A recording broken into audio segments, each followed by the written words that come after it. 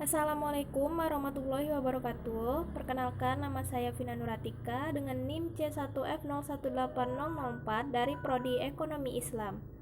Pada video kali ini saya akan membahas materi tentang fikih zakat. Yang pertama, pengertian zakat.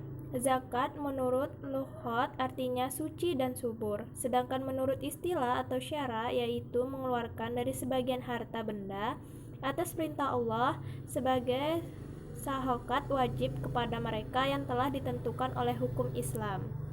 Kemudian sumber hukum zakat adalah salah satu rukun Islam yang lima, wajib fardu atas setiap muslim yang telah memenuhi syarat-syarat tertentu.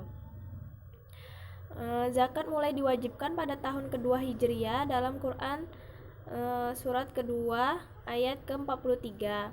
Dan dirikanlah salat, tunaikan zakat, dan rukuklah beserta orang-orang yang ruku. Kemudian jenis zakat ada dua. Yang pertama zakat fitrah yang wajib dikeluarkan muslim pada bulan Ramadan. Yang kemudian zakat mal, zakat kekayaan yang harus dikeluarkan dalam jangka waktu 1 tahun sekali yang sudah memenuhi nishab, mencakup hasil ternak, emas, perak, dan lain-lain. Kemudian objek zakat harta. Yang pertama ada binatang ternak, harta perniagaan. Yang kedua emas, perak. Yang ketiga hasil tambang. Dan yang keempat makanan hasil bumi.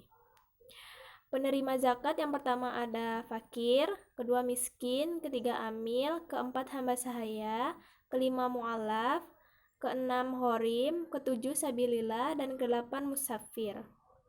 Kemudian orang yang tidak berhak menerima zakat itu ada 5. Yang pertama orang kaya, yang kedua hamba sahaya, yang ketiga keturunan Rasulullah, yang keempat orang yang dalam tanggungan zakat, dan yang kelima orang kafir. Hikmah zakat yang pertama mengurangi kesenjangan antara mereka yang berada dengan mereka yang miskin. Yang kedua, pilar amal jama'i antara mereka yang berada dengan para mujahid dan dai yang berjuang dan berdakwah dalam rangka meninggikan kalimat Allah Subhanahu wa taala. Yang ketiga, membersihkan dan mengikis akhlak yang buruk. Keempat, alat pembersih harta dan penjaga dari ketamakan orang jahat. Kelima, ungkapan rasa syukur atas nikmat Allah SWT berikan. Kemudian yang keenam, mendidik jiwa manusia suka berkorban dan membersihkan jiwa dari sifat-sifat kikir dan bakhil. Yang ketujuh, zakat dapat menjaga timbulnya rasa dengki, iri hati, dan menghilangkan jurang pemisah antara si miskin dan si kaya. Dan kedelapan, zakat bersifat sosialistis karena meringankan beban fakir miskin dan meratakan nikmat Allah yang diberikan kepada manusia. Kesembilan, dukungan moral kepada orang yang baru masuk Islam. Dan yang ke-10, menambah pendapatan negara untuk proyek yang berguna bagi umat. Kemudian perlakuan akuntansi PSAK 109. Yang pertama itu amil adalah entitas pengelola zakat yang pembentukannya dan atau pengukuhannya diatur berdasarkan peraturan perundang-undangan yang dimaksud untuk mengumpulkan dan menyalurkan zakat, infak, atau sedekah.